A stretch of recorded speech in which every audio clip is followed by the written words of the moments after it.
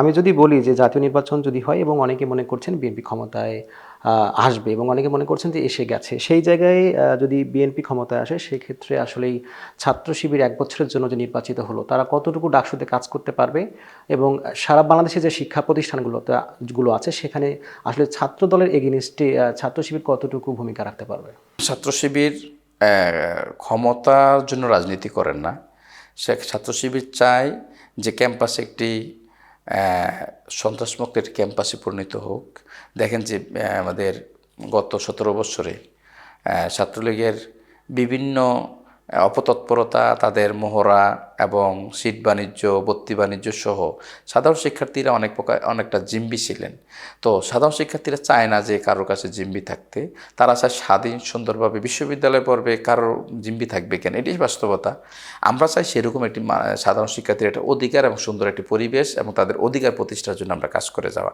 তাদের দাবি দাবা, তাদের সমস্যা নিয়ে কাজ করাটা হচ্ছে ছাত্র শিবিরের কাজ। তাদের একাডেমিক কেরিয়ার, তাদেরকে কীভাবে আরও কীভাবে ছাত্ররা হচ্ছে আমাদের ভবিষ্যৎ অহংকার, তারা আরও কীভাবে ডেভেলপমেন্ট করতে পারে সেরকম কেরিয়ার সচেতনমূলক কাজগুলো ছাত্র শিবির করে যায়।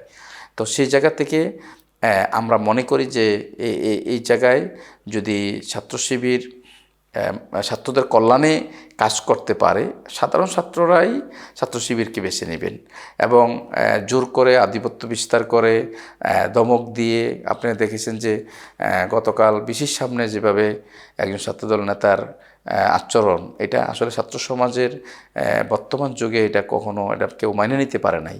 কারণ শিক্ষক তাকে সেই সম্মান জায়গায় সম্মান দিতে হবে, কথা বলার সুযোগ আছে, পরিবেশ আছে, কথা বলতে হবে, অধিকার আদায় করতে হবে, সেটা স্বাভাবিক বিষয়। কিন্তু এমন একটা চরম পর্যায়ে চলে যাওয়া, এটা আমাদের ছাত্র সমাজের জন্য একটা মানুষ টোটাল জাতি হতবাক হয়ে গেছেন।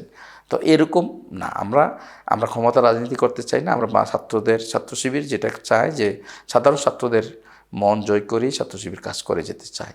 তো এই সেক্ষেত্রে শিক্ষার্থীরাই সিদ্ধান্ত নেবে যে কে আগামী দিনে ক্যাম্পাস পরিচালনার তারা অধিকারী নিশ্চিত করবেন এবং কিভাবে তারা কার্যকর ভূমিকা পালন করবেন।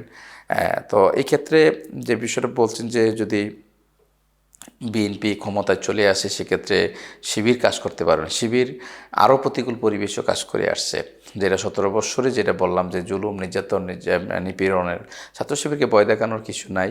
ছাত্র শিবির সেই প্রতিকূল পরিস্থিতি ফেস করে অভ্যস্ত এবং আগামী দিনও সেই পরিস্থিতি ফেস করতে অভ্যস্ত থাকবে।